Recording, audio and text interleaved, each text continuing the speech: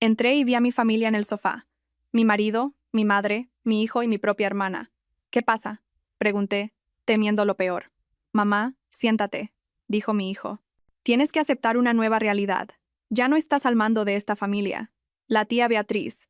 Ella hace más feliz a papá ahora. Estaba furiosa. Todos lo sabían. Salí de la habitación sin decir una palabra. Al día siguiente tenía 118 llamadas perdidas. Hola a todos. Gracias por estar aquí conmigo hoy. Antes de empezar mi historia, me encantaría saber desde qué ciudad me estáis viendo. Por favor, no dudéis en compartirlo en los comentarios.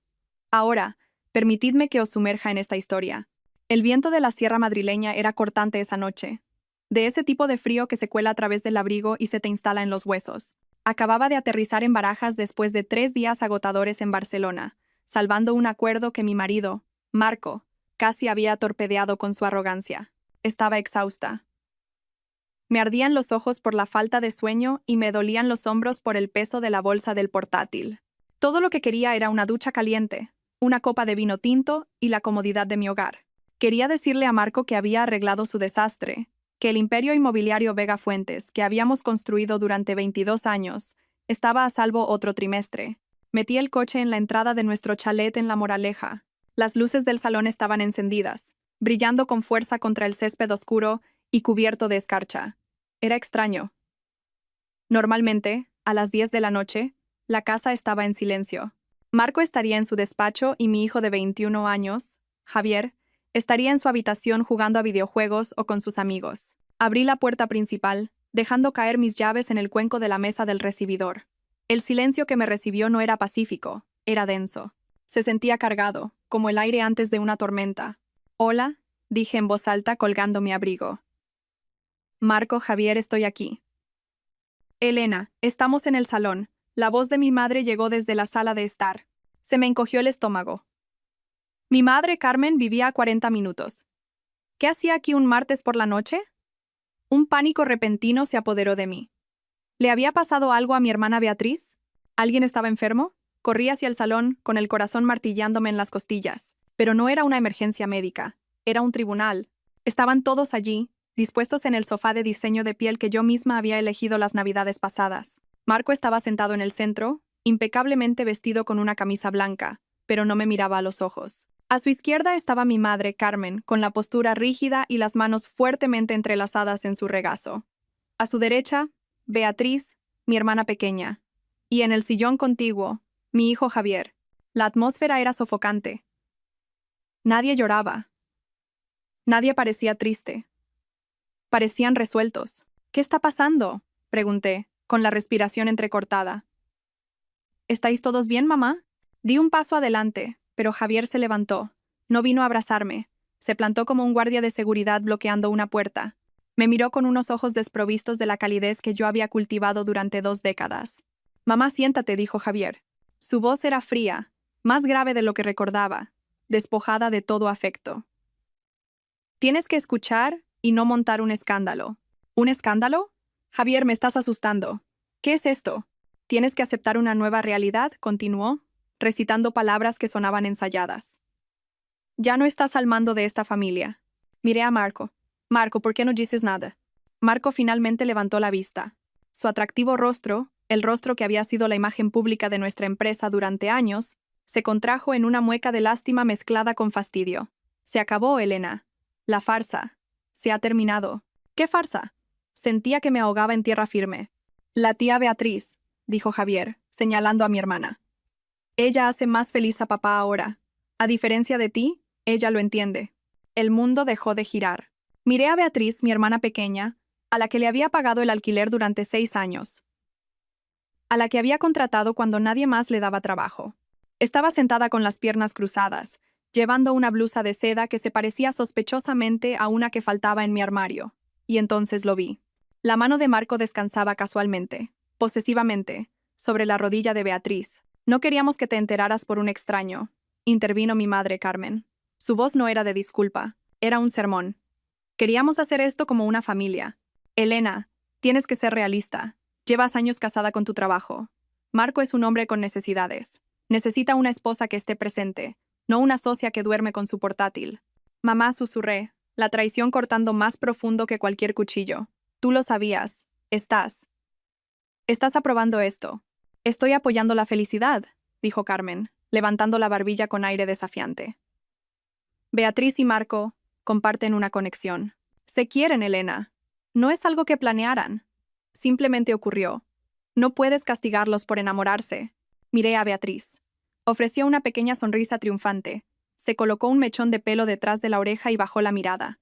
En su dedo, brillando bajo las luces empotradas, había un anillo de diamantes. No era un anillo nuevo. Era mi anillo. Era el diamante antiguo de estilo Art Deco que Marco me había regalado por nuestro 20º aniversario. El que había desaparecido misteriosamente de mi joyero hacía 6 meses. Había puesto la casa patas arriba buscándolo, llorando durante días. Marco me había dicho que era descuidada, que probablemente lo había perdido en el gimnasio. Ese es mi anillo, dije, mi voz temblando con una rabia tan pura que sentía calor en la garganta. Le queda mejor a ella, dijo Marco, encogiéndose de hombros. Era un desperdicio en ti. Nunca llevas joyas de todos modos. Queremos que te mudes, dijo Javier, rompiendo el silencio de nuevo. Papá se queda con la casa. Yo me quedo aquí. Es mejor que te vayas. Creas demasiada tensión. Mi hijo, mi niño al que había cuidado con fiebres, cuya matrícula universitaria pagué trabajando 80 horas a la semana. Me estaba echando de la casa que yo construí. ¿Estás eligiendo esto?, le pregunté a Javier, las lágrimas finalmente escociendo en mis ojos. ¿Estás eligiendo a la mujer que se acuesta con tu padre a mis espaldas? Es tu tía, Javier. Ya no es solo mi tía, espetó Javier. Es la única que realmente me escucha. Tú solo me lanzas dinero y me dices que estudie. Papá y Beatriz, ellos me tratan como a un adulto. Los miré a los 4. Mi marido, mi hermana, mi madre, mi hijo. Los 4 pilares de mi vida. Y cada uno de ellos estaba podrido. No solo me estaban rompiendo el corazón, estaban desmantelando mi existencia con una crueldad casual que me dejó sin aliento. Sentí una oleada de náuseas, pero me la tragué. No les daría la satisfacción de verme derrumbarme. No gritaría. No suplicaría. Enderecé la espalda. Miré a Marco, clavando mis ojos en los suyos hasta que se estremeció y desvió la mirada. ¿Crees que has ganado?, dije, mi voz tranquila pero mortalmente firme. ¿Crees que puedes reescribir la historia solo porque estás aburrido y eres un egoísta? No montes una escena, Elena, dijo Beatriz, su voz empalagosamente dulce. Seamos maduros con este divorcio. ¿Divorcio? Solté una risa corta y seca. Oh, no tienes ni idea de lo que se avecina. No nos amenaces, espetó Marco, recuperando su arrogancia. Ya he hablado con los abogados. Estás fuera. El acuerdo prenupcial, los estatutos de la empresa, lo tengo todo cubierto. Sal por esa puerta, Elena. Si te quedas, haré que la seguridad te saque de mi propiedad. ¿Tu propiedad? Miré alrededor de la habitación. Yo elegí cada azulejo de esta casa. Pagué por cada ladrillo y ahora estás invadiendo una propiedad privada, dijo Javier. Eso fue todo. La ruptura final. Miré a mi hijo por última vez, memorizando el rostro del extraño en que se había convertido. De acuerdo, dije. Me di la vuelta. No me quité el abrigo. No recogí mis llaves del cuenco. Tenía mi juego de repuesto en el bolsillo. Caminé hacia la puerta. ¿A dónde vas?, gritó Carmen, una ansiedad repentina en su voz. Elena, tenemos que discutir el acuerdo. Marco tiene una oferta generosa si firmas esta noche. No respondí. Abrí la pesada puerta de roble y salí a la gélida noche madrileña. El viento me golpeó la cara, secando las lágrimas antes de que pudieran caer. Me subí a mi coche, el motor cobrando vida en el silencio de la entrada. Al dar marcha atrás, los vi a través de la ventana. Ya estaban sirviendo cava. Estaban celebrando mi eliminación. Conduje hacia la oscuridad, mis manos agarrando el volante con tanta fuerza que mis nudillos se pusieron blancos. No sabía a dónde iba, pero sabía una cosa con certeza. La Elena que conocían, la felpudo, la proveedora, la que todo lo arreglaba, había muerto en ese salón. Y la mujer que se alejaba era alguien a quien deberían temer, y mucho. Si estás escuchando esto, y estás tan furioso como yo en ese momento, por favor, dale al botón de me gusta y comenta con el número 1 abajo. Hazme saber que estás conmigo. Vuestro apoyo me dice que no estoy sola en esta lucha. Comenta 1 ahora porque, creedme, lo que hicieron después hace que esta traición parezca solo el calentamiento. Conduje durante 1 hora, las luces de la ciudad de Madrid difuminándose en estelas rojas y doradas a través de mi parabrisas. Mi mente era una tormenta caótica de imágenes. La sonrisita de Beatriz, el anillo en su dedo, la mirada fría de Javier. Pero bajo el shock, un instinto primario se estaba activando. Supervivencia. Necesitaba gasolina. La luz de reserva había estado parpadeando desde que salí del aeropuerto, pero había estado demasiado ansiosa por llegar a casa como para parar. Ahora, en un tramo desolado de la M40, me detuve en una gasolinera 24 horas. Mis manos temblaban mientras salía al frío cortante. Deslicé mi tarjeta de crédito, la tarjeta platino vinculada a nuestra cuenta conjunta, la que usaba para todo, desde la compra del supermercado hasta las cenas de negocios en el surtidor. Procesando. La pantalla parpadeó en rojo. Denegada. Pase por caja. Fruncí el ceño. Era imposible. El límite de crédito de esa tarjeta era de 50.000 euros. Y yo había pagado la factura completa hacía 3 días. Lo intenté de nuevo. Denegada. Un nudo frío se formó en mi estómago, más pesado que la traición que acababa de presenciar. Busqué en mi cartera y saqué mi tarjeta de débito personal, la vinculada a mi cuenta corriente donde se depositaba mi salario. Entré en la estación. El empleado, un adolescente aburrido con auriculares alrededor del cuello, ni siquiera levantó la vista mientras yo ponía una botella de agua y un paquete de chicles en el mostrador. Pasé la tarjeta de débito.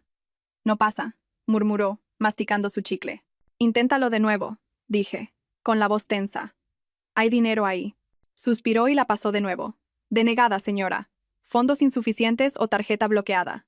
¿Tiene efectivo? Me quedé allí, paralizada bajo las duras luces fluorescentes. Mi aplicación del banco.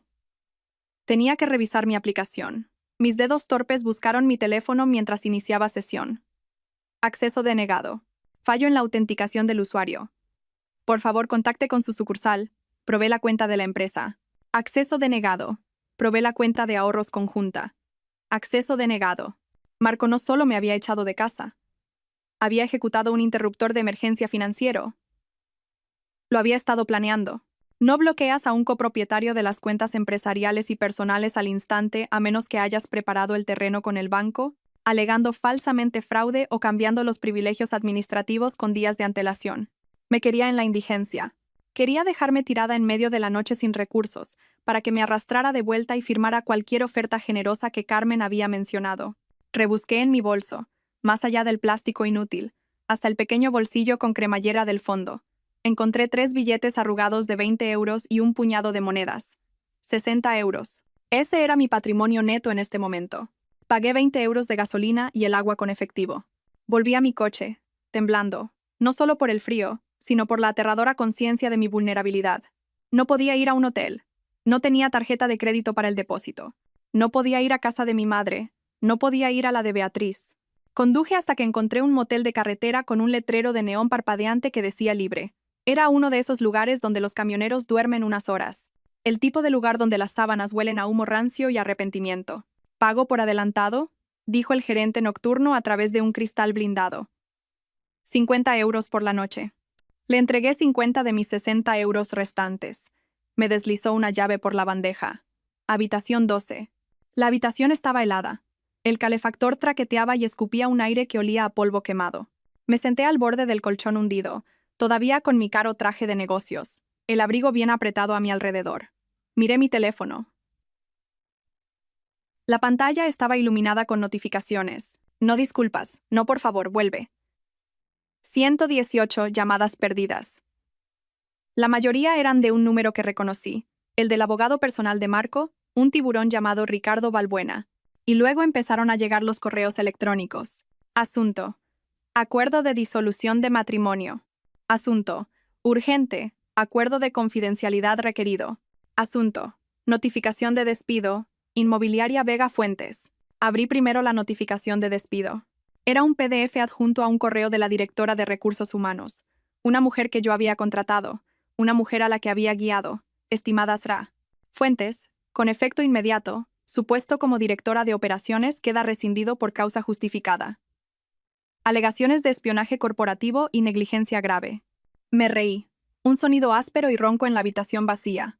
Espionaje, negligencia. Yo era la que se quedaba hasta las 3 de la mañana auditando los libros. Yo era la que conocía cada ley de urbanismo de Madrid. Marco ni siquiera sabía convertir un PDF sin pedirme ayuda. Y entonces llegó un mensaje de texto. Era de Javier. Mi pulgar se cernió sobre la pantalla, una pequeña y tonta parte de mí esperando que se hubiera escapado, que lo sintiera. Mamá, no lo hagas más difícil. Papá dice que me cortará la matrícula y el fondo fiduciario si luchas contra el divorcio. Me ha prometido el puesto de vicepresidente el año que viene si me quedo con él. Siempre me dijiste que fuera ambicioso. Solo estoy haciendo lo que me enseñaste. Por favor, compréndelo. Dejé caer el teléfono en la cama como si quemara. Ese fue el borrón final. Marco no solo se había llevado mi dinero y mi trabajo, había comprado el alma de mi hijo. Había usado la riqueza que yo ayudé a construir para sobornar a mi propio hijo en mi contra. Me acurruqué sobre la sucia colcha, con las rodillas pegadas al pecho. Las lágrimas finalmente llegaron, calientes y rápidas. Lloré por el niño al que le leía cuentos para dormir. Lloré por la hermana a la que había protegido en el patio del colegio. Lloré por el marido en el que había creído cuando no era más que una sonrisa y un traje barato. Pero a medida que la noche avanzaba y las lágrimas se secaban en sal costrosa sobre mis mejillas, algo más comenzó a sentarse en mi pecho. Era frío y pesado como una piedra. Pensaban que me habían borrado. Pensaban que al quitarme las tarjetas de crédito y las contraseñas, me habían quitado mi poder. Se olvidaron de una cosa. Se olvidaron de quién construyó el castillo en el que estaban sentados. Se olvidaron de quién diseñó los sistemas de seguridad, quién redactó los contratos y quién sabía dónde estaban enterrados los cadáveres. Marco pensaba que Inmobiliaria Vega Fuentes funcionaba con su encanto. Estaba a punto de aprender que funcionaba con mi cerebro. Y aunque él podría haber robado las llaves de la puerta principal, se había olvidado de que el arquitecto siempre deja una puerta trasera. Me quedé mirando la mancha de humedad en el techo, esperando que saliera el sol. Ya no era Elena la esposa. No era Elena la madre. Era Elena la arquitecta. Y estaba a punto de derribar toda la casa. Dormir fue imposible en esa habitación de motel. El ruido del tráfico de la autopista era un zumbido constante, pero era el ruido en mi cabeza el que me mantenía despierta. Los recuerdos, afilados y dentados, se repetían en bucle. Para entender por qué estaba tumbada en un colchón sucio con 10 euros en el bolsillo, tenía que retroceder. Tenía que mirar los cimientos de mi vida y darme cuenta de que habían estado agrietados desde el principio. Crecí en un pequeño pueblo de Castilla-La Mancha, la mayor de 2 hijas. Mi padre murió cuando yo tenía 7 años, dejando a mi madre, Carmen, criándonos sola. Su muerte rompió algo en ella. O tal vez solo reveló quién era realmente. Era una mujer que necesitaba ser adorada, ser el centro de atención, y proyectaba esa necesidad en sus hijas. O más bien, en una de ellas. Beatriz nació hermosa. Incluso de bebé, tenía rizos dorados y grandes ojos azules que hacían que los extraños se detuvieran en la calle. Yo era sencilla, pelo castaño, ojos serios, robusta. Yo era la responsable. Beatriz era la princesa. Recuerdo el día que cumplí 18 años. Acababa de recibir mi carta de aceptación en la Universidad Pontificia Comillas. ICADE. Con una beca parcial. Era mi billete de salida. Había tenido 3 trabajos a tiempo parcial durante el bachillerato dando clases particulares, de camarera, colocando libros en la biblioteca para ahorrar para el resto de la matrícula. Entré corriendo en la cocina agitando la carta. Mamá, he entrado. Carmen estaba en la mesa pintándole las uñas a Beatriz. Beatriz tenía entonces 12 años, ya exigente y petulante. «Qué bien, Elena», dijo mi madre sin levantar la vista, pero baja la voz. A Beatriz le duele la cabeza. Pero mamá, es ICADE, es la carrera de empresariales. Carmen suspiró, finalmente mirándome. Sus ojos no estaban llenos de orgullo, eran calculadores. Elena, cariño, tenemos que hablar de ese dinero que has ahorrado. Mi fondo para la universidad. Bueno, a Beatriz la han descubierto. Hay un concurso de modelos en Marbella el mes que viene. Podría ser su gran oportunidad. Pero las tasas, el viaje, las fotos del portfolio, es caro. Se me cayó el alma a los pies. Mamá, ese es mi dinero de la matrícula. Me lo he ganado. «Qué egoísta eres, Elena», intervino Beatriz, soplando sus uñas mojadas. «¿No quieres que sea famosa? Cuando sea rica, te compraré un coche». «Elena», dijo mi madre, su voz adquiriendo ese tono, el que mezclaba culpa con una orden. «Tú eres la fuerte. Eres inteligente. Siempre puedes encontrar una manera. Puedes trabajar otro año, ir a clases nocturnas. Pero Beatriz, ella es delicada. Este es su sueño. No querrás aplastar el sueño de tu hermana, ¿verdad? Las familias se sacrifican unas por otras. Les di el dinero. Por supuesto que lo hice. Había sido condicionada durante 18 años a creer que mi valor residía únicamente en lo que podía proporcionarles. Yo era el chivo expiatorio, la mula, la que arreglaba las cosas. Beatriz era la niña de oro, la estrella, la que merecía brillar. Beatriz fue a Marbella. No la contrataron. Se gastó el dinero en ropa y parques temáticos. Yo pasé el año siguiente trabajando turnos dobles en un restaurante para recuperar el dinero. Empecé la universidad un año tarde, agotada pero decidida. Esa dinámica nunca cambió. Simplemente evolucionó. Cuando me gradué como la primera de mi promoción, mi madre no vino a la ceremonia porque Beatriz tenía una ansiedad severa por una ruptura con un novio de 2 semanas. Crucé el escenario sola. Cuando conseguí mi primer gran ascenso en una consultora financiera, mi madre dijo: «Eso es genial, cariño. Oye, ¿puedes prestarle a Beatriz 2.000 euros? Su casero se está portando fatal». Pagué el alquiler de Beatriz. Pagué las reparaciones de su coche. Pagué sus clases de interpretación a las que nunca asistió. Le compré a mi madre un piso para que no tuviera que preocuparse por las escaleras. Pensé que estaba comprando su amor. Pensé que si simplemente daba lo suficiente, trabajaba lo suficiente, arreglaba suficientes problemas, finalmente me mirarían como miraban a Beatriz. Pensé que un día mi madre me miraría a la cara y diría: «Estoy tan orgullosa de ti, Elena. Eres mi alegría». Pero yo nunca fui su alegría. Yo era su factura de la luz. Era su red de seguridad. Y entonces conocí a Marco. Era encantador, ambicioso y parecía verme a mí. Me dijo que era brillante. Me dijo que era hermosa. No me di cuenta entonces de que tenía la misma mirada calculadora en sus ojos que mi madre. No vio a un alma gemela. Vio a un huésped. Vio a una mujer entrenada para darlo todo y no pedir nada a cambio. Encajó perfectamente en el espacio vacío de mi corazón que mi madre y mi hermana habían vaciado. Me casé con él pensando que estaba construyendo una nueva familia, una familia mejor. Tumbada en la oscura habitación del motel, la revelación me golpeó con la fuerza de un golpe físico. No había escapado de mi dinámica familiar al casarme con Marco. La había recreado. Marco era el niño de oro, exigiendo adoración y recursos. Yo seguía siendo el chivo expiatorio, trabajando en la sombra para mantener las luces encendidas. Y Beatriz era solo la conclusión inevitable. Los dos parásitos de mi vida finalmente se habían encontrado. «Tú eres la fuerte, Elena». La voz de mi madre resonó en mi memoria. Bueno, tenía razón en una cosa. Yo era fuerte. Lo suficientemente fuerte como para cargarlos durante 40 años. Y ahora, que Dios los ayudara, era lo suficientemente fuerte como para soltarlos. Me senté en la cama, los muelles metálicos chirriando. No iba a llorar más. La tristeza se había ido, reemplazada por una claridad fría y clínica. Querían a la delicada Beatriz. Querían al soñador Marco. Bien. Podían tenerse el uno al otro, pero no podían tener mi dinero. No podían tener mi empresa. Cogí la bolsa de mi portátil. Era hora de dejar de ser la hija que se sacrifica. Era hora de ser la CEO que liquida los activos tóxicos. El sol de la mañana se filtraba a través de las sucias cortinas de la habitación del motel, proyectando largas y polvorientas sombras en el suelo. Abrí mi portátil. Afortunadamente, tenía un punto de acceso Wi-Fi portátil en mi bolso. Una costumbre de años de viajar por trabajo. Marco no podía cortar un dispositivo que no sabía que existía. No entré en las cuentas bancarias todavía. Sabía que esas puertas estaban cerradas a cal y canto. En su lugar, abrí un archivo llamado VF, Archivo 1. Para entender cómo iba a destruir a Marco, tenéis que entender cómo lo construí yo.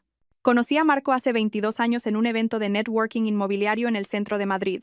Él tenía 29 años, llevaba un traje que no le quedaba del todo bien, sostenía una copa de vino barato y acaparaba la atención de un grupo de inversores. Era eléctrico. Tenía una sonrisa que podría venderle hielo a un esquimal. Una risa que te hacía sentir la persona más divertida del mundo. Yo tenía 25 años. Era analista junior en una de las grandes consultoras, de pie en una esquina, agarrando mi carpeta con estudios de mercado. Lo observé moverse por la sala.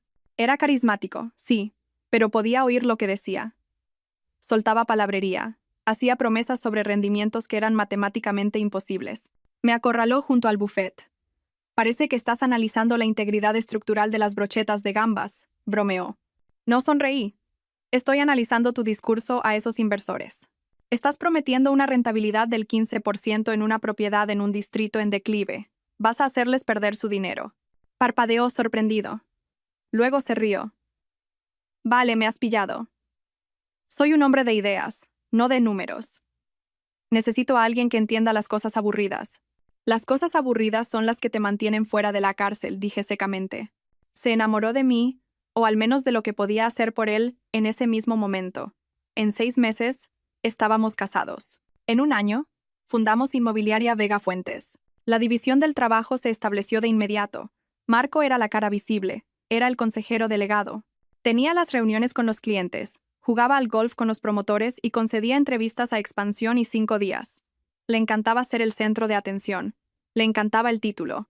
Yo era la arquitecta, era la directora de operaciones, pero en realidad era todo lo demás.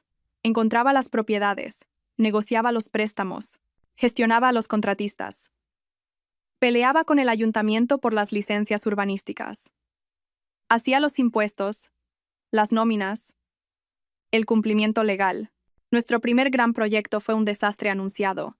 Marco había comprado una nave industrial en ruinas en Villaverde, convencido de que sería la próxima gran reconversión a lofts. Pagó $500,000 de más. El contratista que contrató se fugó con el depósito. Estábamos al borde de la quiebra antes incluso de haber vendido una sola unidad. Recuerdo estar sentada en la mesa de nuestra cocina, embarazada de Javier, mirando los números rojos en el libro de contabilidad. Marco caminaba de un lado a otro, presa del pánico, sudando a través de su camisa. «Estamos acabados, Elena». Lloraba. «Mi reputación está arruinada. Me van a demandar». «Sientat lo ordené». Cogí las joyas de mi abuela, la única herencia que había recibido, a salvo de mi madre y de Beatriz, y las vendí. Liquidé mi plan de pensiones. Renegocié los términos con el banco, presentando un plan de negocio tan detallado, tan a prueba de balas, que el director de la sucursal dijo que era el mejor que había visto nunca. Despedí al amigo de Marco que actuaba como jefe de proyecto, y me hice cargo de la supervisión de la obra yo misma, paseándome por zonas en construcción con un casco y una barriga de 6 meses. Terminamos el proyecto. Lo vendimos todo en 3 semanas. Marco fue aclamado como un visionario en la prensa económica. El titular decía: «Marco Vega, el nuevo rey de los lofts. Trajo la revista a casa radiante. Mira esto, cariño. Lo conseguimos». No me mencionó en la entrevista ni una sola vez. Cuando se lo señalé, suavemente, me besó en la frente. «Cielo, ya sabes cómo son los medios. Les gusta una narrativa única. Además, tú odias ser el centro de atención. Eres mi arma secreta. El poder detrás del trono». Lo acepté. Me dije a mí misma que era por la familia. Me dije a mí misma que mientras la empresa tuviera éxito, no importaba qué cara estuviera en la portada. Fui una tonta. Durante 20 años construí el escenario, puse las luces y escribí el guión. Marco simplemente salía y recibía los aplausos. Y la empresa creció. Nos expandimos a inmuebles comerciales, pisos de lujo, desarrollos de uso mixto. Valíamos millones. Pero la estructura de la empresa, esa era mi obra maestra. Marco era perezoso con los detalles. Odiaba leer contratos. Odiaba las contraseñas. «Arréglalo tú, Elena». Era su frase favorita. Así que yo configuré la infraestructura digital. Creé la intrincada red de sociedades limitadas para limitar la responsabilidad. Configuré las transferencias bancarias automatizadas. Y como Marco era paranoico con que los empleados le robaran, insistió en un servidor interno localizado y altamente encriptado para nuestros datos financieros más sensibles. Quería un acceso fantasma, un acceso de administrador maestro que pudiera eludir todos los demás protocolos en caso de que alguna vez nos quedáramos bloqueados o fuéramos secuestrados por el personal de TI. «Solo tú y yo conoceremos el acceso fantasma», había dicho. Pero Marco nunca se molestó en memorizar la compleja cadena de 64 caracteres que generé. La escribió en un post-it, la guardó en el cajón de su escritorio durante una semana y luego la tiró, asumiendo que yo siempre estaría allí para teclearla por él. Tenía razón. Siempre estuve allí, hasta ayer. Ahora, sentada en el motel, miré la pantalla de inicio de sesión del servidor privado de Vega Fuentes. El túnel VPN era seguro. Marco pensó que llamando al banco y eliminándome como firmante, me había cortado el acceso. Pensó que despidiéndome a través de RRHH, había revocado mi acceso. Se basó en los protocolos estándar. Se basó en la puerta principal. Se olvidó del acceso fantasma. Mis dedos se cernieron sobre el teclado. Tecleé la cadena de caracteres. Era un verso de un poema que me encantaba, mezclado con las coordenadas GPS del primer edificio que compramos, y la fecha en que a Javier se le cayó su primer diente. Marco no sabía ninguna de esas cosas. Autenticación en proceso. Acceso concedido. Nivel de administrador. La pantalla se inundó de datos. Todo el sistema nervioso de Inmobiliaria Vega Fuentes estaba abierto ante mí. Correos electrónicos, transferencias bancarias, registros de transferencias, documentos fiscales, historiales de chat privados. No solo estaba mirando una empresa. Estaba mirando la escena del crimen de mi matrimonio. Empecé a descargar. No quería solo unos pocos archivos. Lo quería todo. Cada correo electrónico que Marco había enviado en los últimos 5 años. Cada informe de gastos, cada transferencia a las Islas Caimán o a Suiza. Y fue entonces cuando lo vi. Una carpeta llamada Proyecto B. No era un proyecto de construcción. La B era de Beatriz. Abrí la carpeta y la sangre se me heló en las venas. Esto no era solo una aventura. Esto era malversación a gran escala. Fechas, cantidades, recibos. 12 de enero. Transferencia de 50. 0 euros a Consultoría Miller, S.L., el apellido de soltera de Beatriz. 14 de febrero. 12.000 euros en Cartier. 1 de marzo. 4.500 euros de alquiler mensual de una suite de lujo en el Hotel Palace. Había estado manteniendo a Beatriz como a una concubina con el dinero de la empresa durante 3 años. Pero era aún más profundo. Vi transferencias a una empresa fantasma que no reconocí, Inversiones Orión, S.L. El firmante de Orión no era Marco, era Beatriz, y los activos que se transferían a Orión no eran solo efectivo, eran escrituras. Marco estaba transfiriendo lentamente los títulos de nuestras propiedades más valiosas y libres de cargas a una empresa propiedad de mi hermana. Estaba vaciando Inmobiliaria Vega Fuentes, preparándose para dejarme con el cascarón vacío mientras él y Beatriz se iban con los activos. Me sentí enferma. Esto no era solo reemplazarme como esposa. Esto era un robo a gran escala, pero mientras me desplazaba por los documentos, una fría sonrisa asomó a mis labios. Marco era un actor, no un arquitecto. No entendía el papeleo que estaba firmando. En su arrogancia, y en la codicia de Beatriz, habían cometido errores de aficionado, chapuceros. Habían falsificado mi firma en las transferencias de escrituras.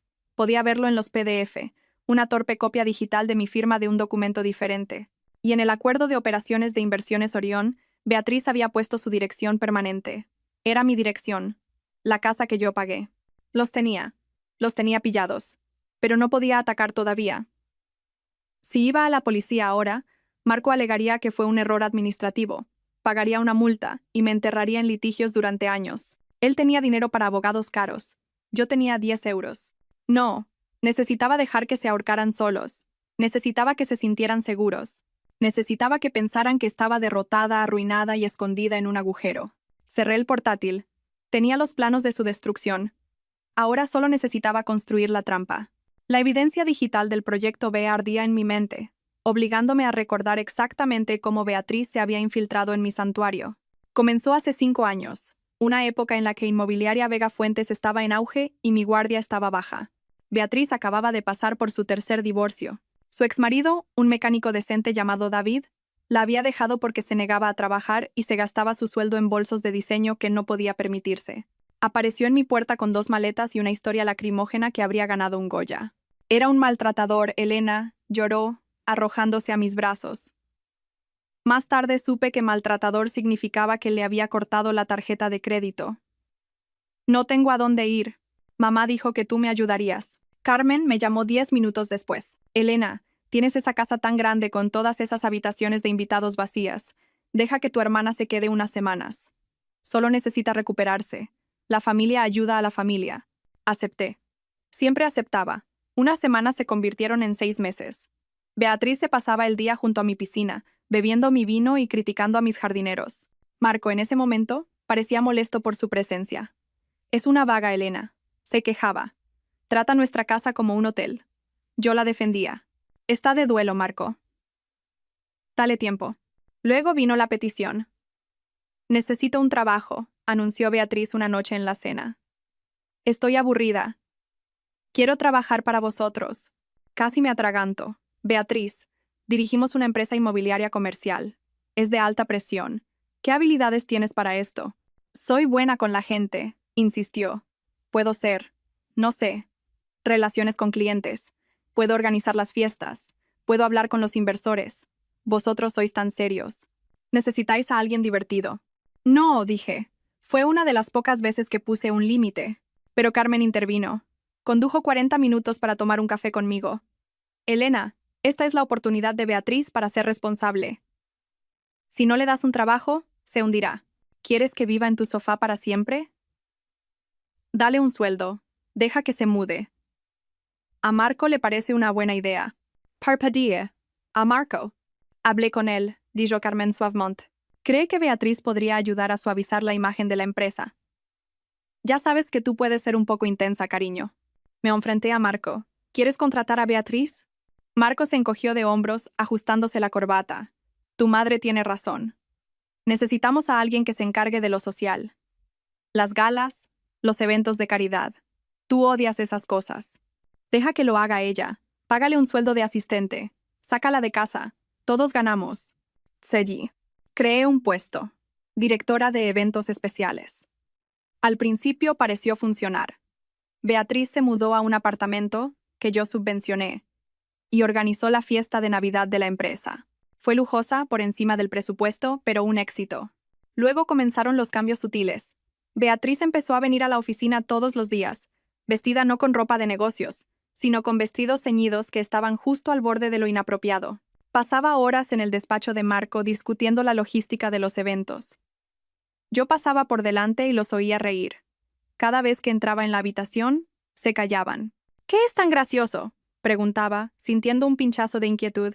Solo una broma sobre un cliente, decía Beatriz, sonriendo con esa sonrisa sacarina. No lo entenderías, Elena. Es una broma interna. Empezó a unirse a nosotros en las comidas de negocios.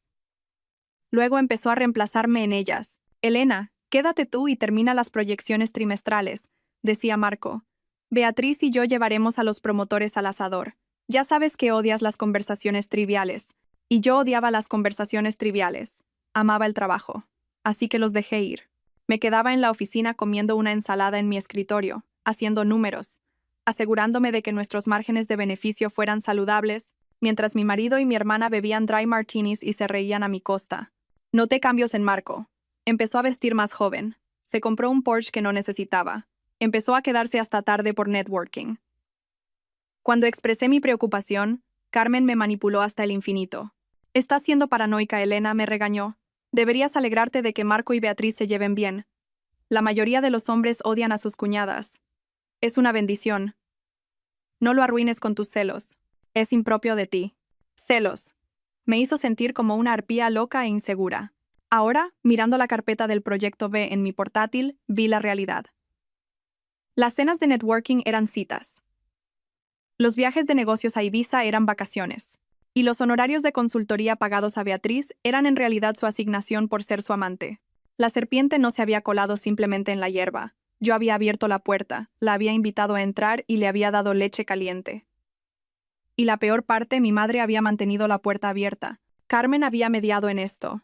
Había empujado a Beatriz hacia Marco, sabiendo exactamente de lo que Beatriz era capaz. Quería que Beatriz tuviera la vida que yo había construido. Porque en su mente retorcida, Beatriz merecía el reino, y yo era solo la constructora destinada a levantarlo y marcharme. Golpeé la mano contra el escritorio barato del motel. El dolor me ancló a la realidad. «Vale». Susurré a la habitación vacía. ¿Queréis jugar al juego divertido e irresponsable?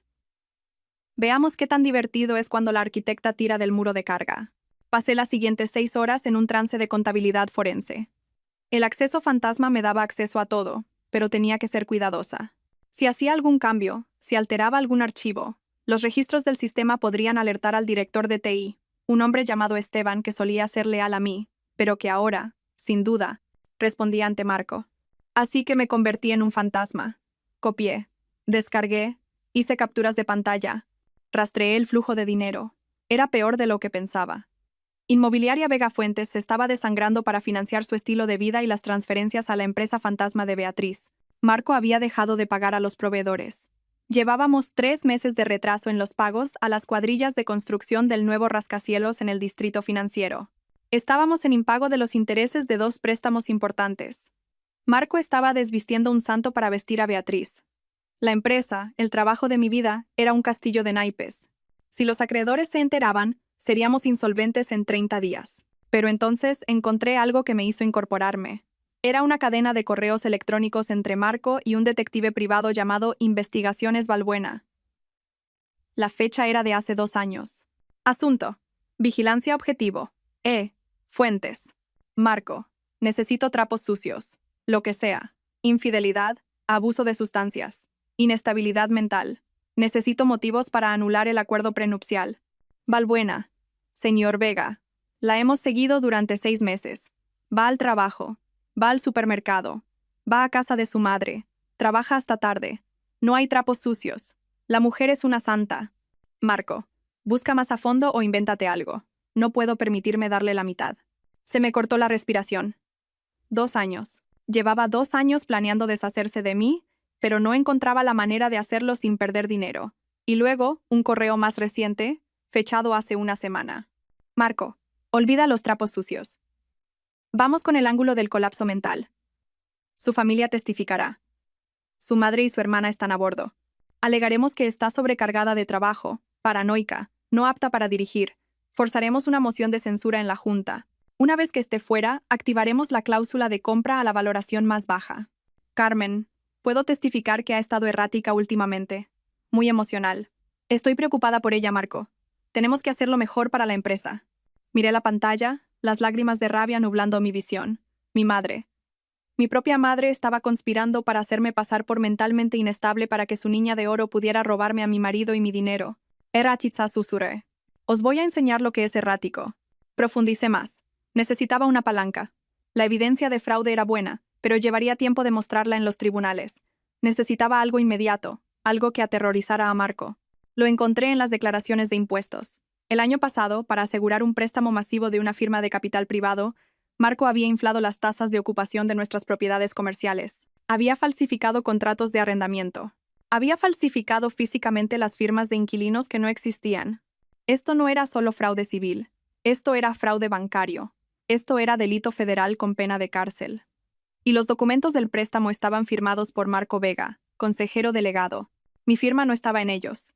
Yo había estado fuera de la ciudad por el funeral de mi tía esa semana, un funeral al que Beatriz faltó, y Marco había dicho que se encargaría del papeleo. Había firmado su propia sentencia de muerte, y ni siquiera lo sabía. Copié los documentos del préstamo. Copié los contratos falsos. Creé un dossier que era una bomba nuclear. Miré el reloj. Eran las 2 de la tarde. Llevaba 12 horas trabajando sin parar. Tenía hambre. No me había lavado y funcionaba a base de adrenalina. Necesitaba un teléfono de prepago. No podía usar mi móvil. Probablemente lo estaban rastreando o consiguiendo los registros. Fui a una tienda de conveniencia al otro lado de la calle, comprando un teléfono barato de prepago con efectivo. De vuelta en la habitación, me senté en la cama y miré el nuevo teléfono. ¿A quién podía llamar? ¿Mis amigos? La mayoría eran amigos de pareja, compartidos con Marco. Probablemente se pondrían del lado del encantador Marco o se mantendrían neutrales. ¿Mi familia? Obviamente no. ¿Mis empleados? Demasiado arriesgado. Necesitaba a alguien poderoso, alguien que odiara a Marco, alguien con los recursos para librar una guerra. Un nombre apareció en mi cabeza. Arturo Valdés. Arturo era un magnate inmobiliario multimillonario en Madrid. Dinero viejo, despiadado, pero con principios. Hace 3 años, Marco le había ganado a Arturo en una subasta por un terreno privilegiado en el desarrollo de la Operación Chamartín. Marco había ganado sobornando a un concejal de urbanismo para recalificar el terreno, una jugada a la que me opuse ferozmente, pero que Marco hizo a mis espaldas.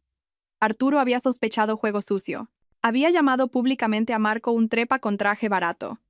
Marco se lo había tomado a risa, pero Arturo nunca lo había olvidado. Si iba a Arturo Valdés con pruebas del fraude de Marco, específicamente el fraude que le jodió a Arturo ese negocio, era un tiro al aire. Arturo podría simplemente reírse de mí, podría echarme.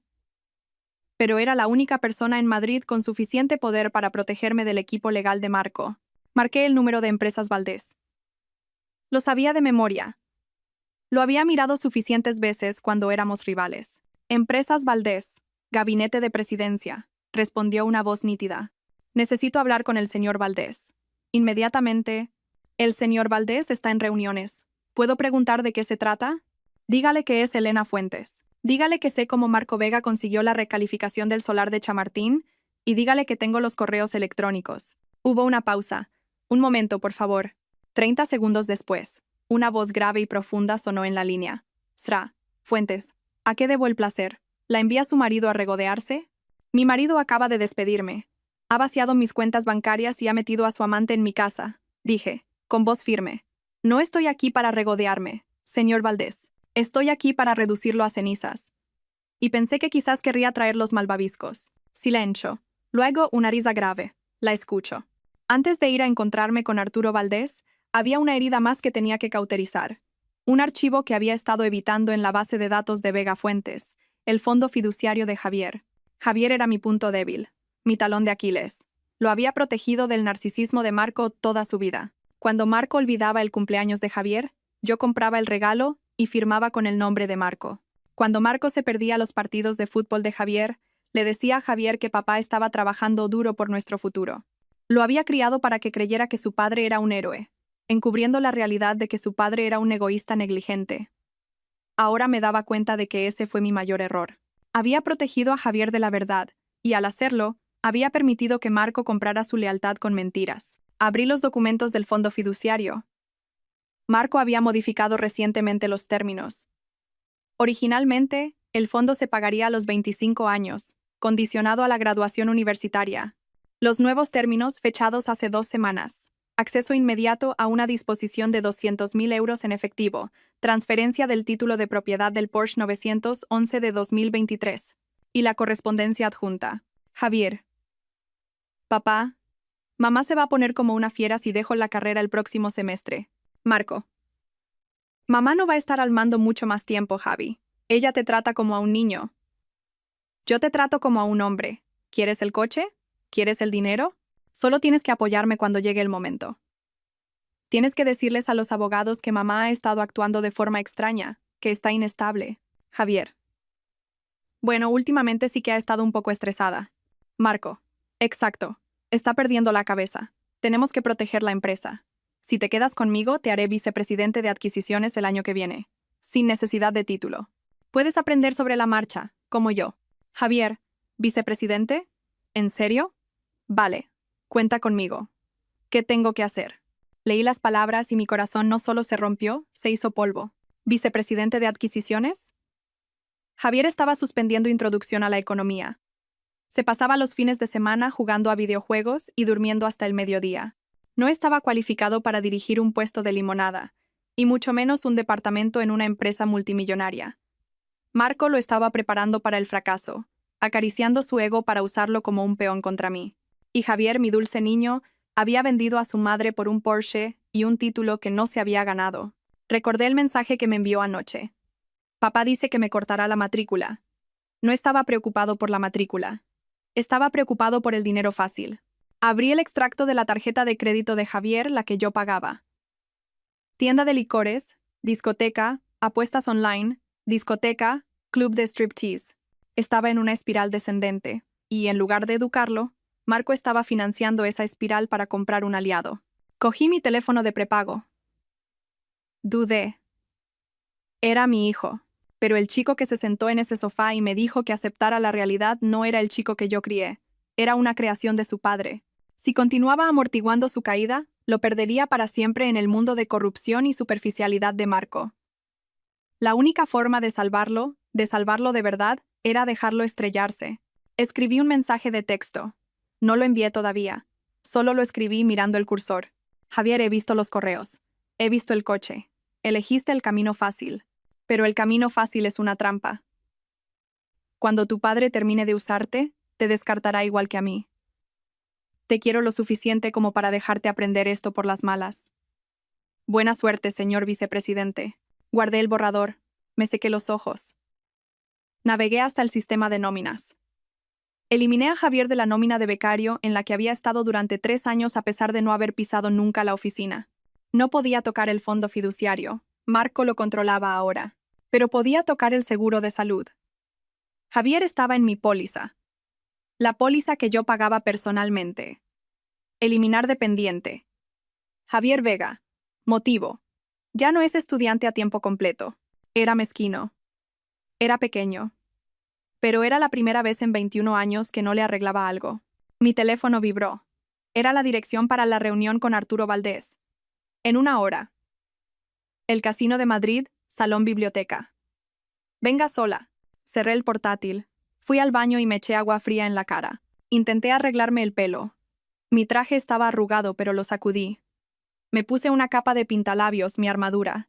Me miré en el espejo. La mujer que me devolvía la mirada parecía cansada. Sí, pero parecía peligrosa.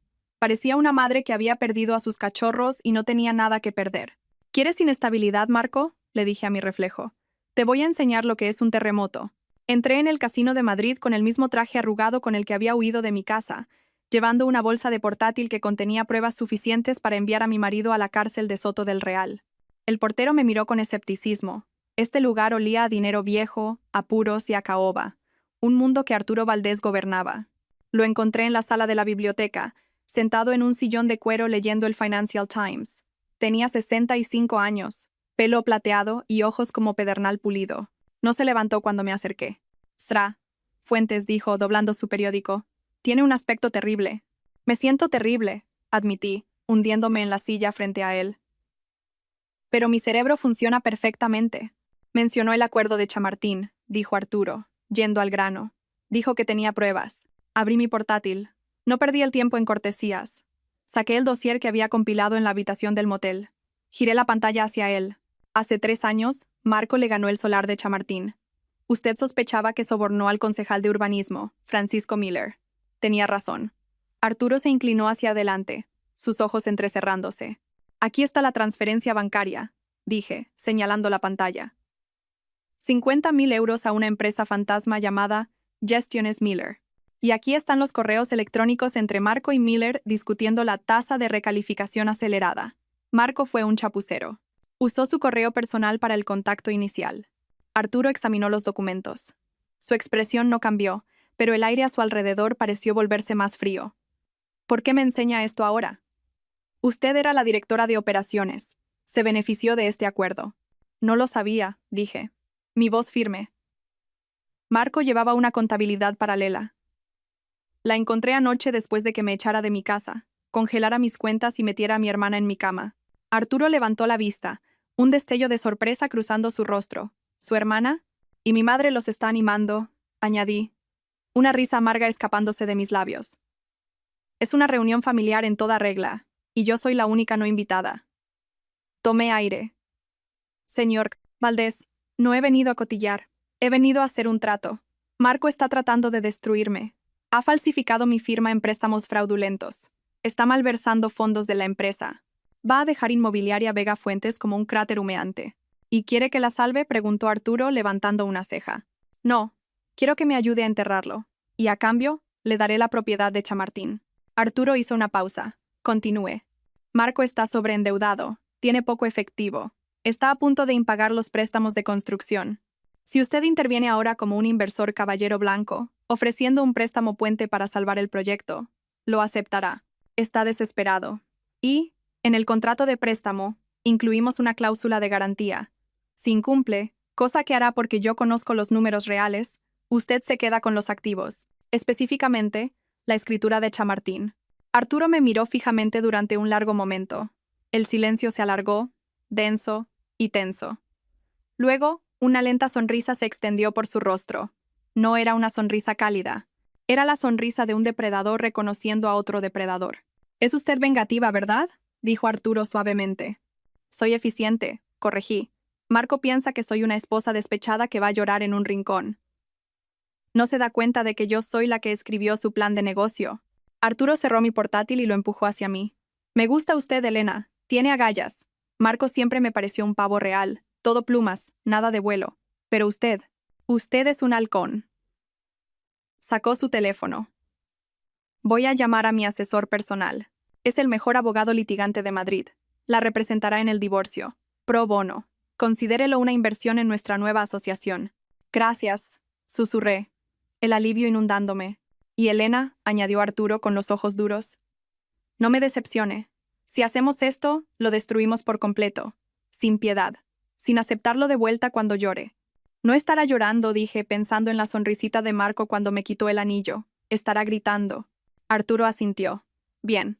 Ahora consigámosle una habitación de hotel que no cobre por horas. No se puede planear una guerra si no se ha dormido». Esa noche, dormí en una suite del Hotel Palace, pagada por Empresas Valdés. Tomé un largo baño, restregando la suciedad del motel de mi piel. Mientras yacía entre las sábanas limpias y frescas, sentí un cambio profundo dentro de mí. Durante 20 años, había sido la que arreglaba las cosas. Había suavizado los errores de Marco, limpiado sus desastres, hecho que pareciera bueno. Había sido el pegamento invisible que lo mantenía todo unido. Ahora iba a ser el disolvente. Iba a disolver todo lo que él creía que poseía. Cogí mi teléfono de prepago y le envié a Arturo un mensaje de una sola palabra. Lista. 3 días después, la trampa estaba preparada. El abogado de Arturo, un hombre aterradoramente tranquilo llamado David Cuesta, había redactado el acuerdo de divorcio. Era una obra maestra de la distracción legal. En la superficie, parecía una rendición total. La propuesta. Marco se queda con la casa familiar. Marco se queda con la propiedad total de Inmobiliaria Vega Fuentes.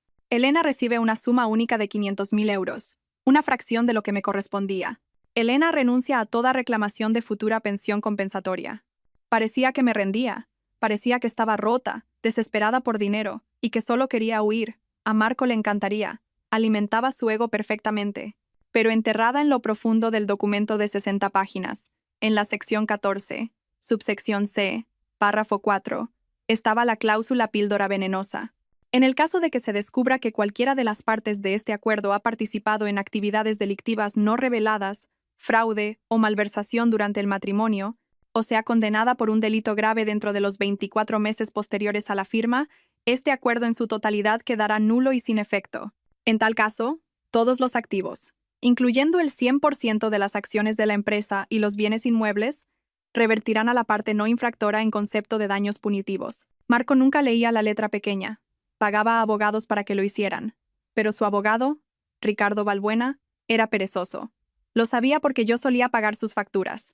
Balbuena hojeaba los contratos. Buscaba los grandes números, la liquidación, la pensión. No buscaría una cláusula de reversión específica enterrada en un texto genérico sobre responsabilidad. Me reuní con Marco y su abogado en el despacho de Balbuena. No llevaba maquillaje. Llevaba un suéter viejo. Mantuve la cabeza baja, mirando al suelo. Necesitaba vender la imagen de la mujer derrotada. Marco entró como si fuera el dueño del mundo. Llevaba un traje italiano nuevo y olía a colonia cara, probablemente un regalo de Beatriz. Vaya, mira quién ha salido de su agujero. Se burló Marco al sentarse. Espero que estés lista para firmar, Elena. Beatriz y yo tenemos que encargar las invitaciones de boda. Solo dame el cheque, dije, con voz temblorosa. Solo quiero irme, Marco. No puedo. No puedo luchar más contra ti. Marco se rió, mirando a Balbuena. ¿Ves? Te dije que se rendiría. No tiene estómago para esto. Balbuena deslizó los papeles sobre la mesa. ¿Acuerdo estándar, Elena? Te vas con 500.000 y borrón y cuenta nueva. Solo firma aquí, aquí y aquí. Cogí el bolígrafo. Mi mano temblaba, en parte actuando, en parte pura adrenalina. ¿Y Javier? Pregunté suavemente. Javier se queda conmigo, dijo Marco, reclinándose en su silla. Es mi vicepresidente ahora. Vamos a construir un imperio juntos, sin tus constantes quejas. Sentí un dolor agudo en el pecho, pero me lo tragué. Vale, cuídalo. Firma los malditos papeles, Elena. Firmé. Puse mi nombre en la línea que aparentemente me despojaba de 20 años de trabajo duro. Luego firmó Marco. Lo hizo con una floritura, una gran y arrogante M. Hecho, dijo Balbuena cerrando la carpeta. El cheque será transferido a tu cuenta mañana. Marco se levantó y se abotonó la chaqueta. Me miró con una sonrisita que me dio escalofríos. ¿Sabes, Elena? Deberías agradecérmelo. Siempre has sido demasiado estirada para esta vida. Vete a vivir a una granja o algo así. Búscate un buen bibliotecario. Adiós, Marco, susurré. Mientras caminaba hacia el ascensor, oía a Marco reírse con Balbuena. Ha sido más fácil de lo que pensaba. Ni siquiera ha pedido la casa de la playa. Las puertas del ascensor se cerraron, cortando su risa. Me apoyé contra la pared de metal y solté un largo suspiro. Había firmado. La píldora venenosa estaba activa. Ahora todo lo que tenía que hacer era probar el fraude. Y ya tenía las pruebas. Solo necesitaba el escenario adecuado para presentarlas. ¿Y qué mejor escenario que la boda? Marco y Beatriz habían anunciado la fecha. Era en 3 semanas. Una boda apresurada, la llamaron. Querían ser legitimados antes de la temporada de galas de primavera. 3 semanas. Ese era mi plazo. Salí del edificio y me subí al coche con chofer de Arturo. ¿Ha firmado?, preguntó Arturo desde el asiento trasero. Ha firmado, dije, una sonrisa genuina finalmente abriéndose paso. Cree que ha comprado mi silencio por 500.000 de euros. Acaba de firmar la entrega de toda su vida. Arturo me sirvió un vaso de agua con gas. Por la arquitecta. Por la demolición, respondí. Las siguientes 3 semanas fueron un ejercicio de masoquismo. Tuve que permanecer invisible mientras Marco y Beatriz exhibían su victoria por todo Madrid. Alquilé un pequeño apartamento discreto en la zona norte usando mi apellido de soltera. Pasé mis días con los contables forenses de Arturo construyendo el caso. Estábamos convirtiendo los datos brutos que había robado en un mazo legal. Cada noche me torturaba revisando las redes sociales. El Instagram de Beatriz era un vómito de lujo. Foto de un nuevo Mercedes descapotable. Mi futuro maridito me mima. Bendecida, nuevos comienzos. Foto de mi comedor redecorado con un hortera papel pintado dorado. Fuera lo viejo, bienvenido el glamour. Por fin haciendo de esta casa un hogar. Eso dolió, verla borrar mi toque del hogar que yo construí. Pero las publicaciones más dolorosas vinieron de mi madre. Carmen publicó una foto de los tres Marco, Beatriz, y ella brindando con copas de champán en una cena de menú degustación. Pie de foto, por fin, una familia que sabe disfrutar de la vida. Tan orgullosa de mi hermosa hija Beatriz y mi maravilloso yerno Marco. El amor verdadero siempre gana. Amor verdadero. Había vendido a su hija mayor por un asiento en una mesa elegante. Y Javier. Javier guardaba silencio en las redes sociales, pero yo veía las alertas de las tarjetas de crédito en las cuentas secundarias que aún monitoreaba, las que Marco aún no había encontrado.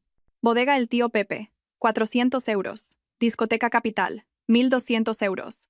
Fianzas judiciales, 500 euros. Mi hijo estaba en caída libre. Marco no lo estaba educando, lo estaba consintiendo. Quería correr a salvarlo, pero Arturo me detuvo. «¿No puedes salvar a alguien que no quiere ser salvado, Elena?», me dijo Arturo suavemente. Él eligió su bando. Deja que vea cómo es realmente ese bando cuando se apaguen las luces. Sabía que tenía razón, pero se sentía como cortar un miembro. Mientras tanto, la empresa se pudría por dentro. Mis espías, Sara en contabilidad y Jaime en gestión de proyectos, me daban actualizaciones diarias. «Marco no ha estado en la oficina más allá de las 2 p.m. en semanas», me escribió Sara. «Está dejando que Beatriz planee el cambio de imagen de la empresa. Quiere cambiar el logo a rosa y dorado». Rosa y dorado, Elena. Para una empresa inmobiliaria comercial. Los contratistas amenazan con abandonar la obra del solar de Highland, informó Jaime. Marco les dijo que el cheque está en camino. No lo está. Usó el dinero de la construcción para pagar el lugar de la boda. Dejad que arda, les dije. Solo documentadlo todo. Guardad cada correo electrónico donde os diga que retraséis los pagos. La boda iba a ser en el Hotel Westin Palace, en el Gran Salón. Era el lugar más caro de la ciudad. Beatriz había invitado a 300 personas, inversores, políticos, celebridades locales. Querían cimentar su estatus como la nueva pareja de poder de Madrid. Querían una audiencia. Bien, pensé, mirando la invitación que Sara me había conseguido. Quieren un espectáculo. Les daré un espectáculo. 2 días antes de la boda, recibí una última pieza de palanca. Vino de una fuente inesperada. Sonó mi teléfono. Número desconocido. Hola, Elena. Soy David. ¿David, el exmarido de Beatriz? El mecánico, al que ella había desangrado. David, dije, sorprendida. ¿Cómo estás? Estoy bien. Mira, me enteré de lo que pasó, de lo que te hicieron. Es asqueroso. Lo es. Asentí. Tengo algo, dijo David, bajando la voz. Cuando Beatriz me dejó, se dejó una caja de papeles en el garaje. Iba a quemarlos, pero los revisé anoche. Elena, tiene tarjetas de crédito a tu nombre de hace 3 años. La sangre se me heló. ¿Qué? Las abrió cuando se estaba quedando contigo. Interceptaba el correo. Las agotó y luego escondió los extractos. Pero encontré las cartas de las agencias de cobro. Y encontré una carta de Marco. ¿De Marco? Sí, él pagó una de las tarjetas. La carta dice, he cubierto esta. Ve, pero tienes que tener más cuidado. Si Elena ve esto en su informe de crédito, estamos muertos los dos. Sigue con el plan. 2 años más y nos lo llevamos todo. 2 años más. La línea de tiempo encajaba perfectamente. Marco había estado conspirando con mi hermana para robar mi identidad y mi dinero, mientras yo le daba de comer y le daba un trabajo. David, dije, mi voz temblando, ¿puedes traerme esa caja? Estoy en camino, dijo. Cuando David me entregó esa caja, sentí que la última cerradura encajaba. Esto no era solo fraude, era una conspiración. Predatoria, calculada y malvada. Miré la carta escrita a mano por Marco. 2 años más y nos lo llevamos todo. Guardé la carta en mi caja fuerte. Gracias, David, dije.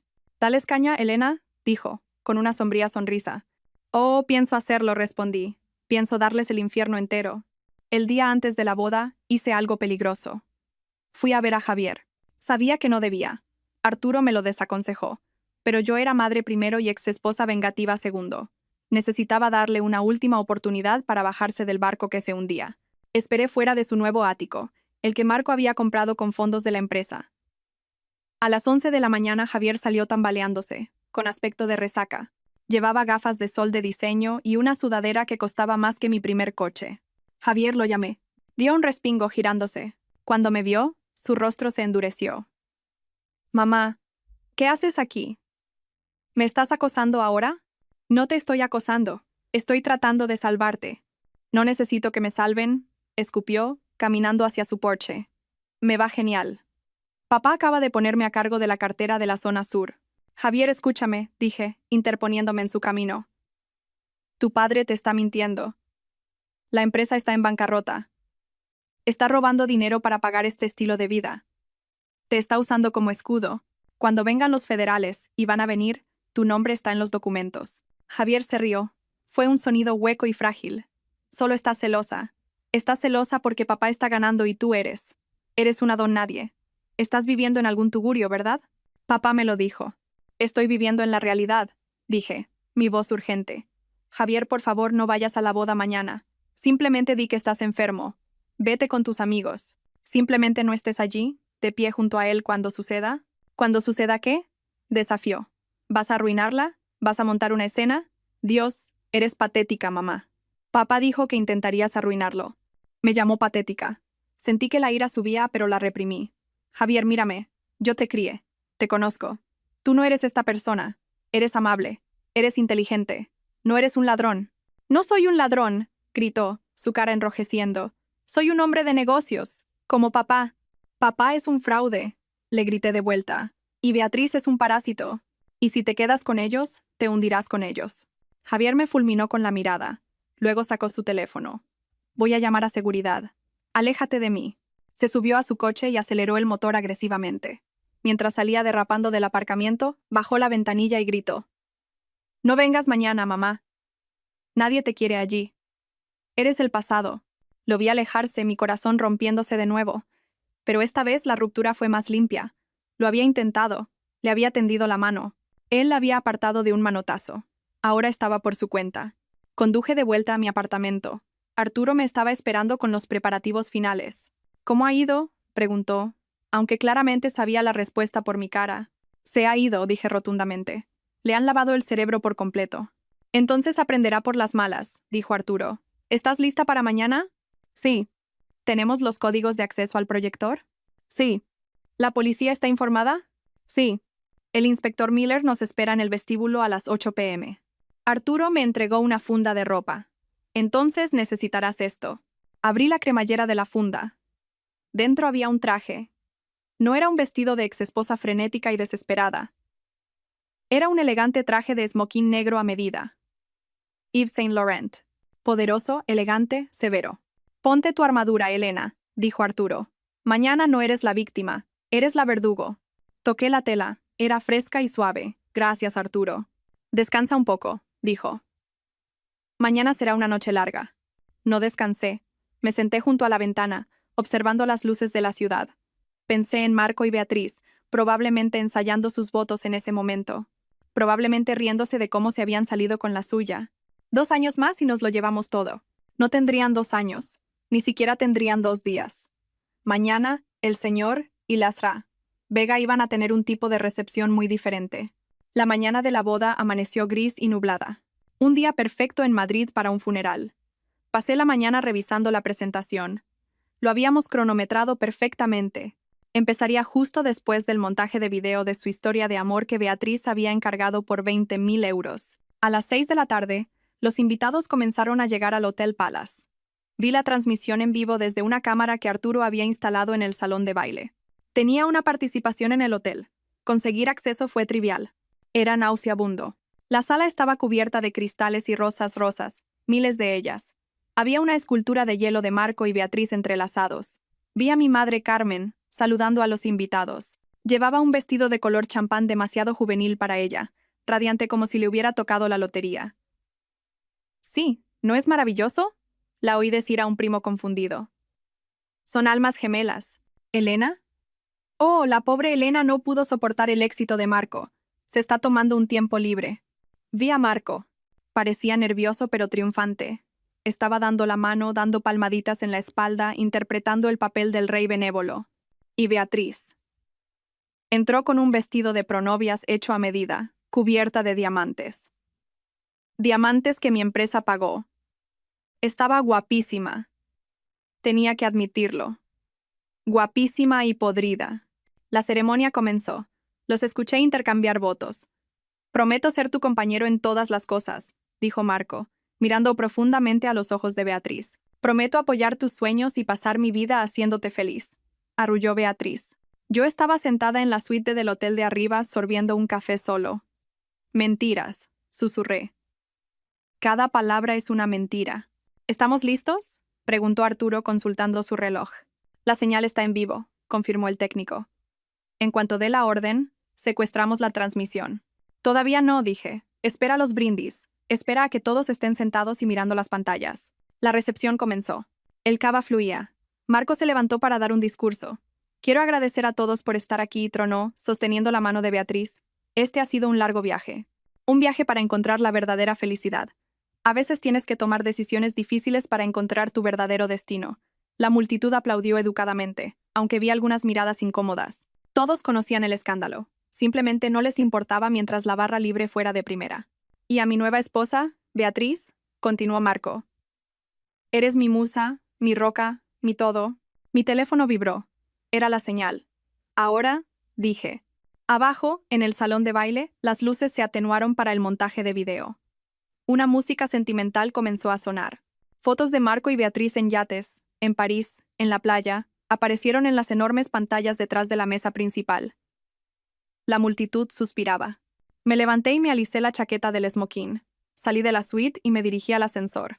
«Hora del espectáculo», dijo Arturo caminando a mi lado. Dentro del ascensor, vi los números bajar. 10, 9, 8. Mi corazón ya no latía deprisa. Latía lento y pesado, como un tambor de guerra. Las puertas del ascensor se abrieron en el nivel del vestíbulo. El inspector Miller y 2 agentes uniformados estaban esperando. «Sra. Fuentes», preguntó el inspector. «¿Sí? Tenemos la orden judicial. Estamos listos cuando usted lo esté». «Deme 5 minutos», dije. «Quiero que lo vean antes de que les pongan las esposas». «Entendido». Caminé hacia las puertas del salón de baile. Los guardias de seguridad contratados por Marco para mantenerme fuera dieron un paso adelante. «Señora, este es un evento privado». Arturo Valdés salió de detrás de mí. «Y yo soy el dueño del edificio. Apártense o mañana estarán buscando trabajo».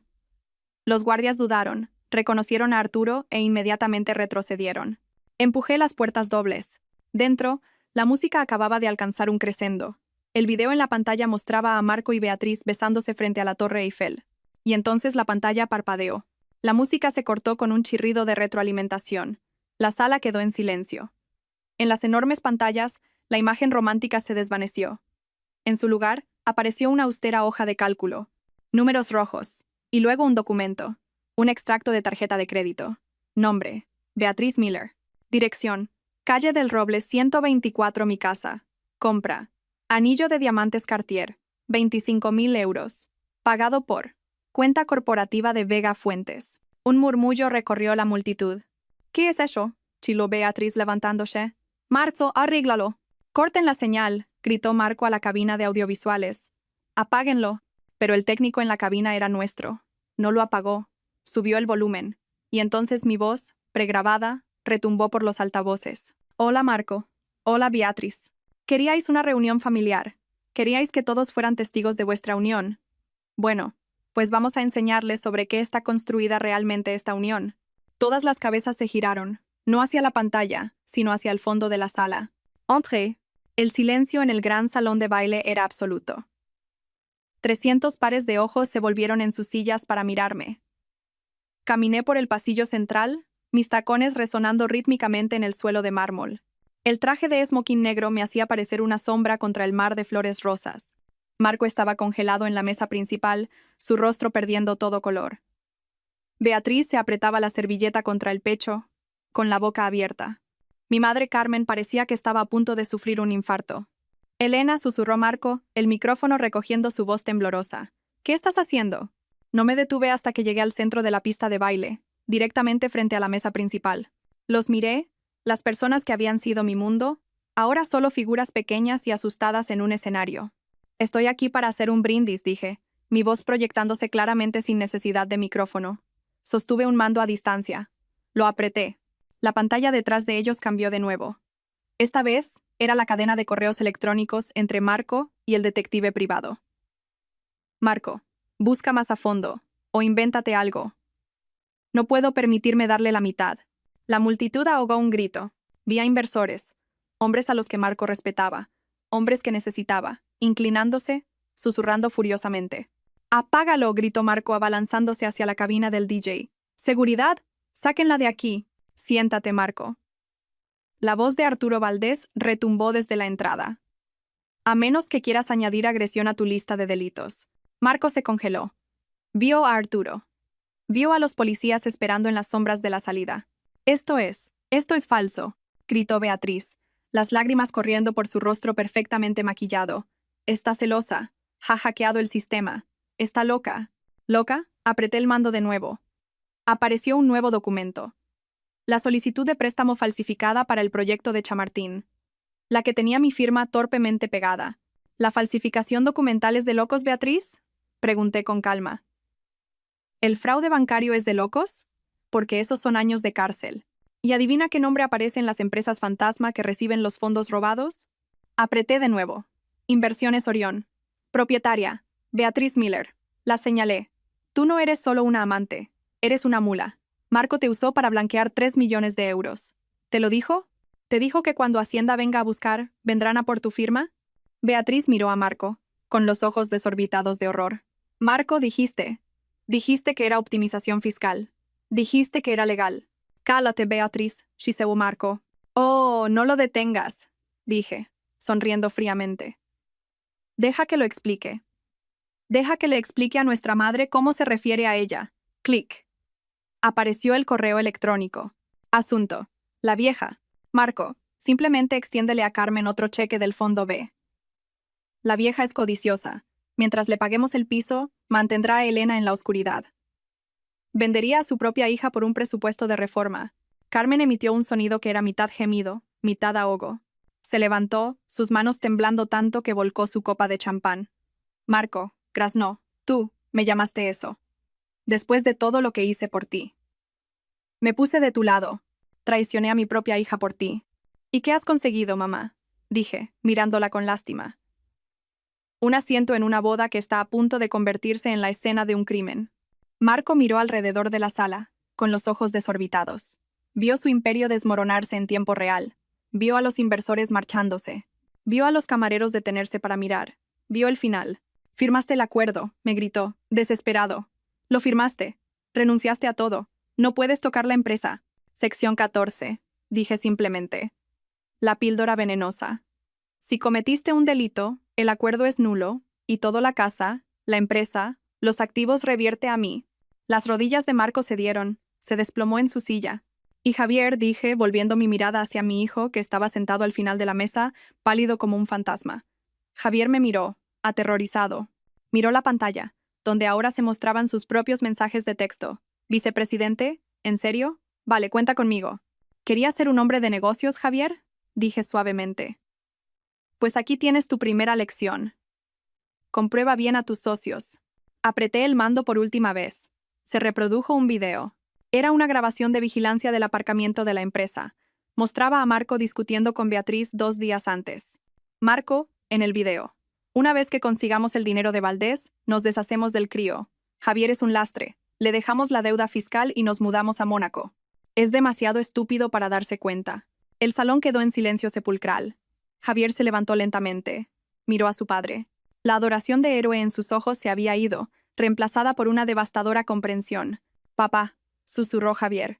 «Tú. Ibas a abandonarme». Marco tartamudeó. «Javi. No. Era. Solo estaba estresado. Está fuera de contexto». «Me llamaste estúpido», dijo Javier, su voz quebrándose. «Dijiste que era un lastre». Javier, siéntate, ordenó Marco tratando de recuperar el control. No la escuches. Javier no se sentó. Cogió su copa de cava y se la tiró a Marco en la cara. Te odio, gritó Javier. Te odio. El caos estalló. Carmen sollozaba. Beatriz hiperventilaba. Marco se limpiaba el cava de la cara, pareciendo una rata ahogada. Bajé el mando. La presentación había terminado. Asentí al inspector Miller. La policía entró en la sala. Los invitados se apartaron como el mar rojo. Marco Vega, anunció el inspector. Queda detenido por fraude bancario, malversación y falsificación documental. Beatriz Miller queda detenida por conspiración y blanqueo de capitales. No, chilló Beatriz mientras el agente le agarraba las muñecas. Yo no sabía. Solo soy su novia. Él me obligó a hacerlo. Cuénteselo al juez, dijo el agente, cerrando las esposas. Marco no gritó. Simplemente me miró fijamente. Mientras lo esposaban, me miró a los ojos. Lo has arruinado todo, escupió. Amargada zorra vengativa. Me acerqué a él. Me paré tan cerca que podía oler su miedo. Yo no he arruinado nada, Marco, dije, tranquila como un lago helado. Solo he encendido las luces. ¿Y tú? Tú solo eres una cucaracha a la que han pillado. Se lo llevaron a rastras. Los invitados de la boda estaban atónitos en silencio.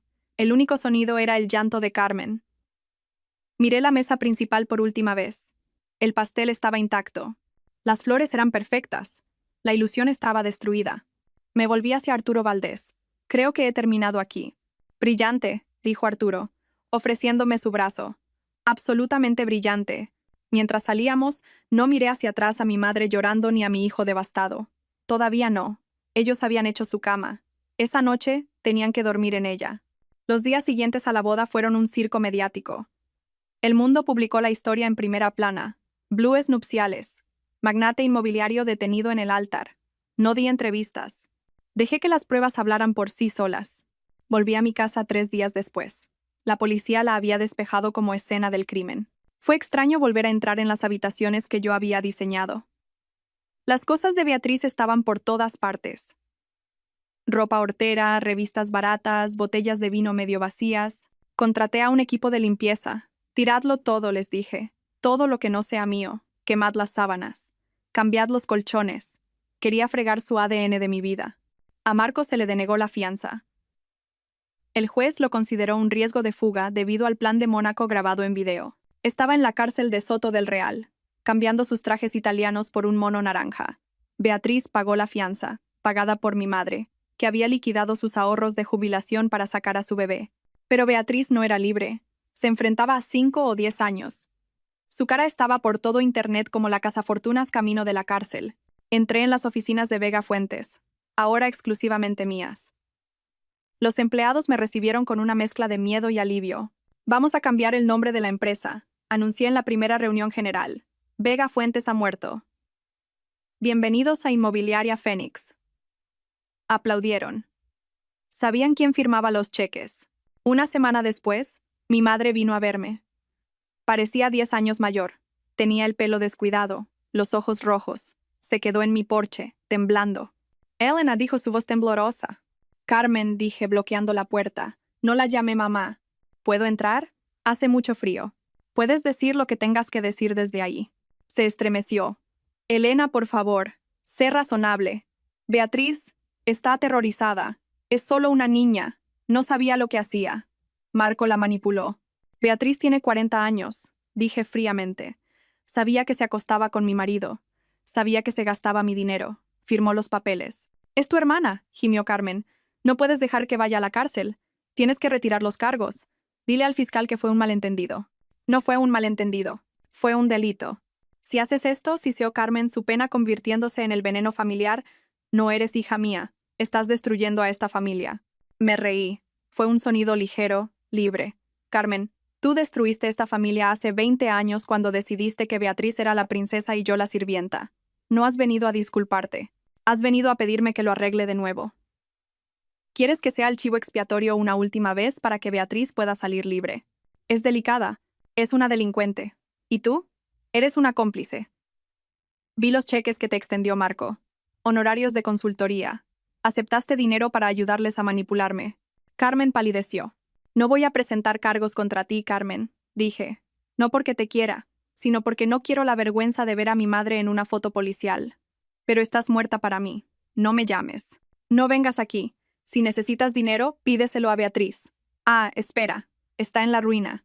Le cerré la puerta en la cara. Vi en la cámara de seguridad cómo se quedaba allí, golpeando la puerta, gritando mi nombre. Luego, con los hombros caídos, se alejó. Dolió. Por supuesto que dolió. Pero fue el dolor de sacar una astilla. Agudo. Luego, alivio. Luego estaba Javier. No había llamado. No había venido. Sabía que estaba durmiendo en el sofá de un amigo porque las autoridades habían confiscado el ático y el Porsche. Esperé. Sabía que tenía que venir a mí en sus propios términos. 2 semanas después, apareció en mi oficina. Tenía un aspecto terrible. Había perdido peso. Llevaba vaqueros viejos y una camiseta. Sin gafas de sol. Sin actitud. «¿Mamá?», preguntó desde la puerta. Levanté la vista de mi escritorio. «Hola, Javier». Entró y se sentó en la silla frente a mí. Se miró las manos. «Lo siento», susurró. «Lo sé, tía. Fui estúpido». Él. Me hizo sentir importante.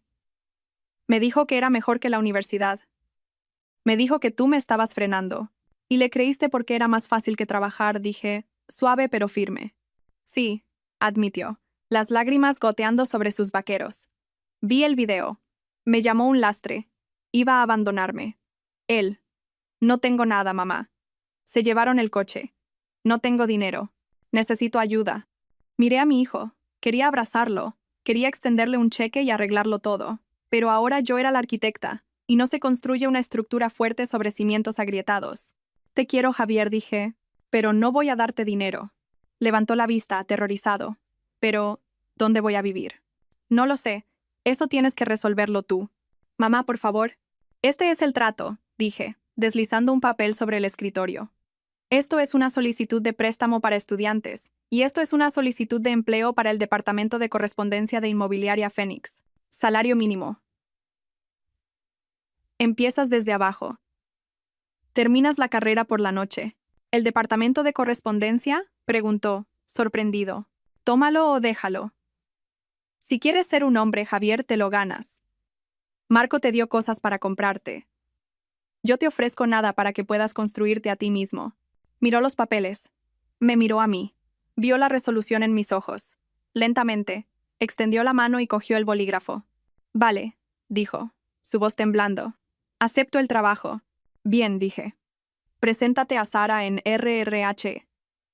Te dará una tarjeta de identificación. No llegues tarde. Se levantó. ¿Me miró? Me miró de verdad por primera vez en años. Das mucho miedo, mamá, dijo, con un atisbo de admiración en su voz. Lo sé, sonreí. Ahora, a trabajar. El juicio fue corto. Las pruebas eran abrumadoras. Marco Vega se declaró culpable para evitar una sentencia de 20 años. Le cayeron 8 años en una prisión federal, más restitución. Parecía gris y derrotado en la sala del tribunal. No me miró ni una vez. Beatriz aceptó un acuerdo con la fiscalía. 3 años de prisión por fraude. Sollozó cuando el mazo cayó. Miró a Carmen en la galería gritando, «Mamá, haz algo». Pero Carmen no podía hacer nada. Carmen vivía en un estudio, subsistiendo con la seguridad social, habiendo perdido su asignación y su orgullo. Yo me senté en la última fila, con mi traje negro.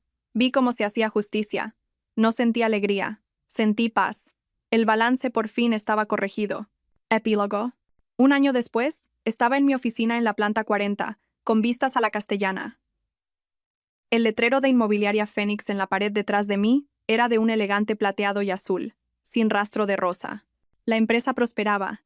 Acabábamos de cerrar el acuerdo de Chamartín con Arturo Valdés. Iba a ser un desarrollo de uso mixto, condominios de lujo, pero también viviendas de protección oficial y un centro comunitario.